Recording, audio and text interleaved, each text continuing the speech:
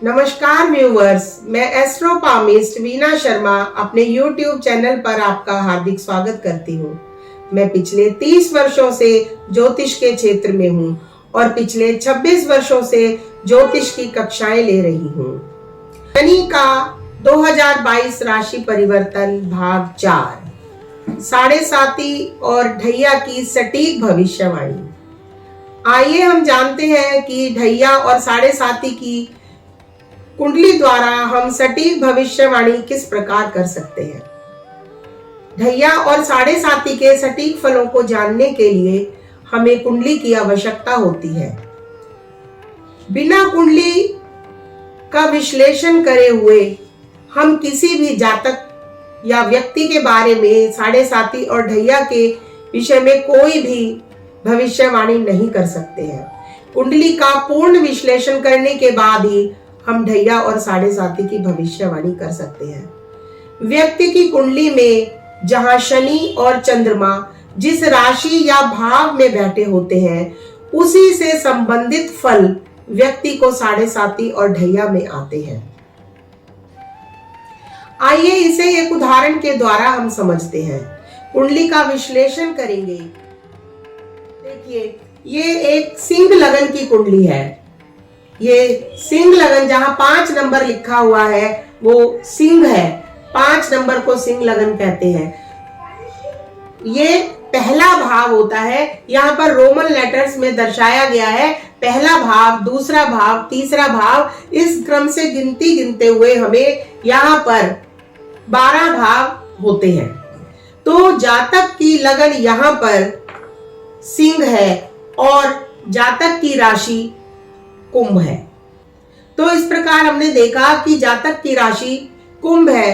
राशि कौन सी होती है, उसको कैसे देखें, यह जानने के लिए मेरे आप पिछले वीडियो में देख सकते हैं कि राशि किसे कहते हैं।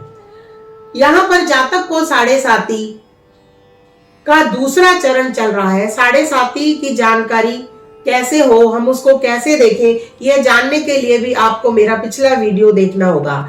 यहाँ पर साढ़े साती छठे, 7वें और 8वें भाव में बन रही है, क्योंकि चंद्र से एक घर पहले चंद्र के साथ और चंद्र के अगले भाव में शनि के गोचर से आने पर साढ़े साती होती है।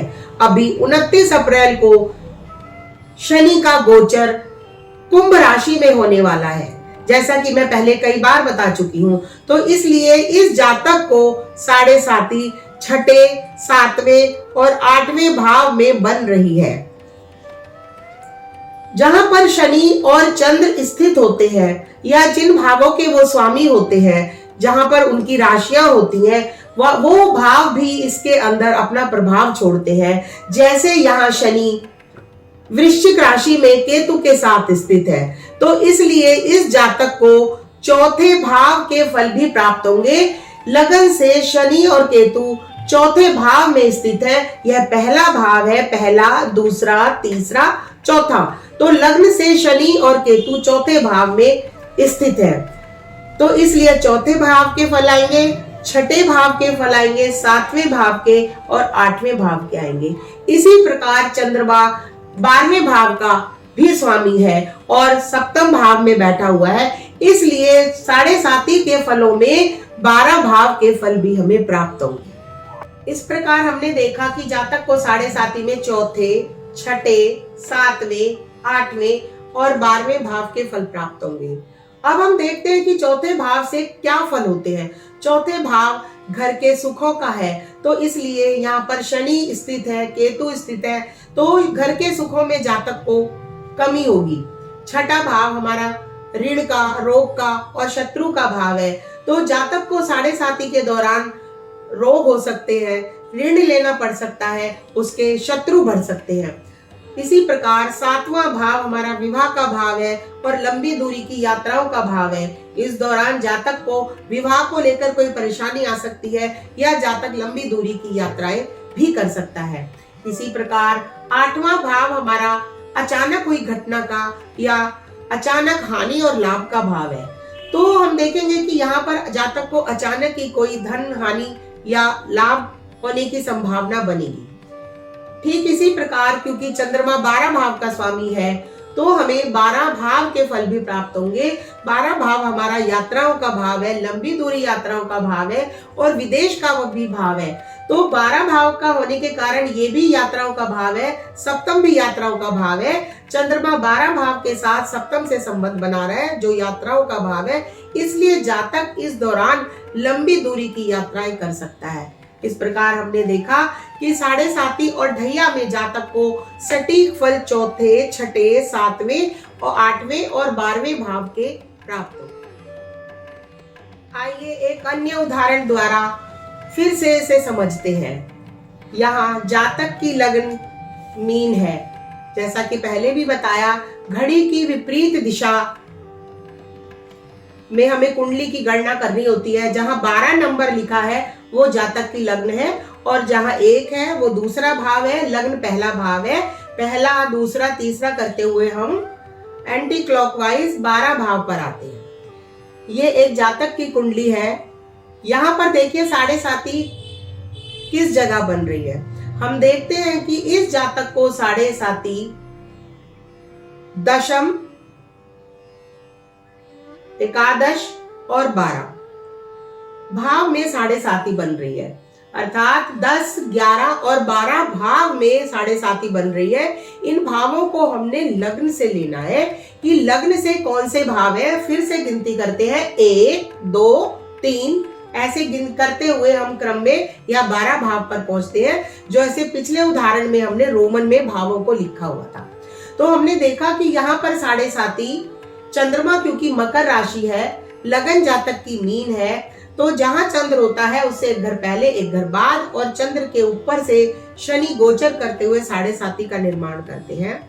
फिर से बताते हैं, 29 अप्रैल को शनि गोचर कर रहे हैं जो 7.5 का निर्माण करेंगे, तीसरे चरण का निर्माण करेंगे मकर लगन के लिए।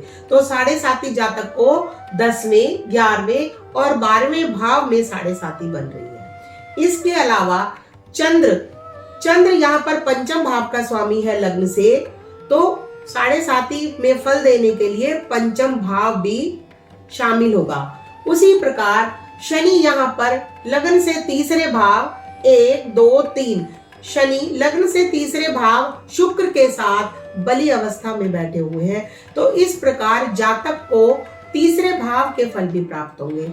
अतः हमने देखा कि 7.5 में इस जातक को, इस व्यक्ति को तीसरे, 5वें, 10वें, 11वें और 12वें भाव के फल प्राप्त होंगे।